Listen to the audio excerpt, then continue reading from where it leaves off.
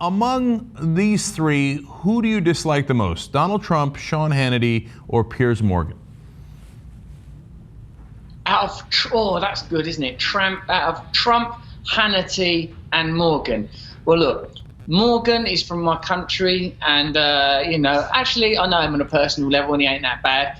Trump, do you know what? They're all human beings, and they're all right. And it's all for them. It's just like a game. It's a media game. I'm sure Sean Hannity, if you spoke to him, is probably a decent human being. I bet he loves his family or whatever the hell he's got instead of one.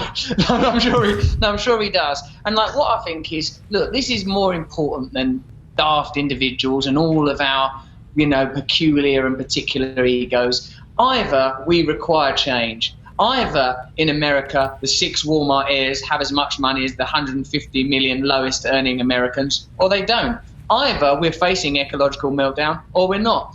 Either we have a system that works entirely for corporations and doesn't represent the people, or we don't. You and I know, mate, that the answer to those quandaries that I just posed is that we are living in the face of massive corruption. We ain't got time to worry about Sean Hannity, Donald Trump, or anybody else, or even me. The ideas are the ideas. The truth is the truth. That's what's important. Well, the problem is, of course, mainstream media, and in this case, Piers Morgan has switched over from being establishment media in the U.S. back to being establishment media in the U.K., is trying to make sure that people don't listen to you and don't listen to the Occupy movement, don't listen to us, etc. So that's why he says such things as, and this is a quote from Morgan, this whole revolution he's trying to wage, referring to you, is a load of old, sanctimonious hogwash. So you've got to respond to that so that people understand who's right and who's wrong.